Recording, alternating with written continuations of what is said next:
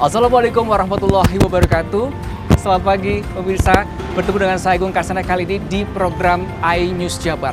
Pada kesempatan kali ini kita akan berbincang dengan Kepala Dinas Ketahanan Pangan dan Pertanian Kota Bandung atau DKPP Kota Bandung terkait dengan pemilahan dan juga pengolahan sampah di masa darurat sampah di Kota Bandung yang diperpanjang hingga Desember 2023 mendatang. Kita akan mencari tahu lebih dalam apa yang dilakukan oleh DKPP Kota Bandung untuk memanfaatkan sampah, khususnya sampah organik yang ternyata ini bisa dimanfaatkan untuk kompos dan juga untuk pakan ternak. Nah, untuk mencari tahu terkait dengan tadi ya pemilahan dan juga pengolahan sampah, khususnya sampah organik di Kota Bandung hingga bermanfaat untuk kompos dan juga pakan ternak, saya sudah bersama dengan Kepala Dinas Ketahanan Pangan dan juga Pertanian Kota Bandung, Pak Ginanjar. Pak Ginggin, apa kabar? Alhamdulillah sehat. Salaman dulu kalau gitu Pak. Siap. Alhamdulillah kalau sehat kalau begitu ya Pak. Pak, terima kasih sebelumnya atas waktunya. Tadi saya juga sudah sempat putar-putar gitu ya di kantor DKPP Kota Bandung dan melihat berbagai pemanfaatan sampah ternyata sebegitu luar biasa ya Pak ya. Nah, saya ingin cari tahu lebih dalam gitu ya. Tapi sebelum ke sana, sebelum ke pemanfaatan sampah, kita ingin tahu dulu nih Pak. Apa ya Pak kaitannya DKPP kan pangan dan pertanian gitu ya Pak ya, dengan sampah khususnya di masa darurat sampah Kota Bandung saat ini? Iya, terima kasih. Kalau ditanya apa kaitannya, sangat terkait gitu ya. Jadi Kota Bandung ini sebagai daerah bukan produsen pangan gitu ya. Kita hampir 97% pangan yang ke Kota Bandung itu kita impor, kita datangkan dari luar Kota Bandung. Nah, untuk itu, untuk mengurangi ketergantungan itu, kita ada sebuah program bagaimana masyarakat memanfaatkan pekarangan lingkungan sekitar rumahnya untuk ditanami berbagai jenis pangan. Istilah kita urban farming terintegrasi dan kita beri nama ini buruan saya. Buruan saya. Nah, ini sebagai upaya bagaimana menghasilkan pangan di sekitar rumah dengan akses yang tentunya mudah dan pangan yang sehat. Nah, salah satu unsur budidaya pangan ini tentunya perlu salah satunya media, yaitu kompos.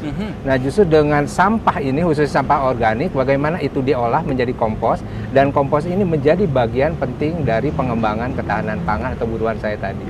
Selain kompos juga ada maggot nanti, ada dan olahan-olahan lainnya yang dimanfaatkan dari sampah. Dan sampah ini sudah menjadi bagian penting dari model buruan saya yang DKPP kembangkan di Kota Bandung khususnya. Oke, kalau dari sumber sampahnya sendiri seperti apa Pak proses alurnya itu Pak, secara singkatnya?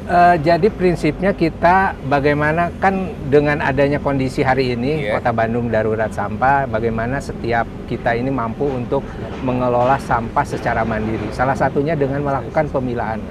Jadi organik dengan anorganik kita pilahkan. Nah, untuk sampah organik itu bisa berasal dari sisa makanan, sisa dapur, hijauan. Nah, kita manfaatkan untuk diolah berbagai jenis kebutuhan. Ada yang diolah untuk menjadi kompos tadi dengan dicampur beberapa mikroba dan secara alami itu menjadi kompos, dan kompos itu menjadi bagian penting dari buruan saya, dari urban farming. Kemudian yang lainnya diolah juga menjadi dengan menggunakan namanya kita tuh maggot laser.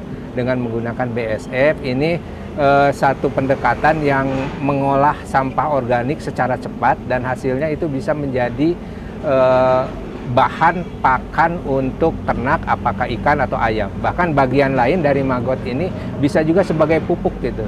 Dan itu akan kembali kepada pangan, dan tentunya di satu sisi tadi sampah bisa selesai, pangan juga bisa kita peroleh. Oke, jadi kalau bisa saya tarik kesimpulan, artinya DKPP ini berperan besar dan penting juga untuk pengolahan sampah, khususnya sampah organik tadi, begitu ya, untuk nantinya dengan berbagai metode, khususnya terkait magotisasi tadi, begitu ya Pak ya, sehingga nantinya bisa dimanfaatkan untuk pakan ternak maupun juga untuk pupuk kompos, begitu ya. Nah, tapi terkait dengan kesadaran masyarakat Pak untuk memilah sampah sendiri seperti apa nih Pak? Ya, memang ini sekarang kita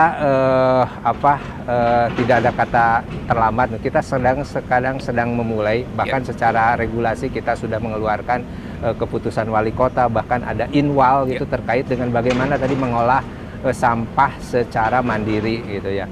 Nah, memang ini dituntut kesadaran tinggi dari masyarakat mulai sekarang untuk bisa memilah tadi sampah itu, kemudian mengolah dan memanfaatkannya. Sehingga prinsip kita zero waste gitu. Jadi bagaimana sampah yang terbuang itu kalaupun ada tinggal residu yang sama sekali tidak termanfaatkan. Yang lainnya itu bisa dimanfaatkan termasuk tadi organik. Dan sampah sisa rumah tangga atau sampah organik dapur ini menjadi bahan baku yang bagus untuk maggot maupun untuk kompos. Nah ini kalau misalnya semua lakukan itu, kelola, kemudian tadi memanfaatkan sampah itu menjadi apakah kompos dan maggot, kemudian bisa untuk sebagai media bertanam, bercocok tanam. Nah ini sesuatu yang tidak hanya sampah selesai, tapi sampah bisa termanfaatkan dan tentunya punya nilai ekonomis dan punya nilai gizi karena untuk pangan. Betul. Dan artinya di KPP juga berperan terkait menyosialisasikan tadi ya Pak ya? Iya. Ya, hari ini kalau tadi dilihat kita sedang mengumpulkan, kita punya kelompok buruan saya.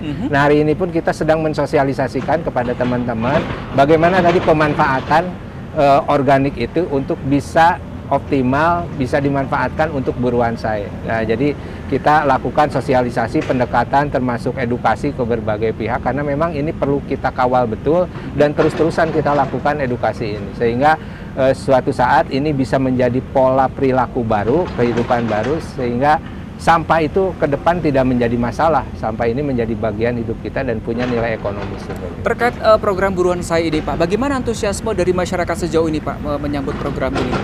Ya, jadi kita bersyukur inilah kelebihannya warga Kota Bandung kan. Jadi mereka kreatif, punya semangat selama kita sentuh begitu, kita dekati. Dan untuk buruan saya dari mulai perkembangan tahun 2020 sampai hari ini kita mampu mengembangkan kelompok-kelompok buruan saya itu ada di 375 titik. Jadi kalau bicara kelurahan ada 151 kelurahan tapi seluruhnya itu punya. Nah ini menjadi pola baru, semangat baru untuk warga Kota Bandung sehingga kebutuhan pangan keluarga termasuk lingkungan itu bisa terpenuhi. Seperti hari ini kita menghadapi harga cengek tinggi. Betul. Nah di buruan saya mereka sudah terbiasa untuk menanam itu.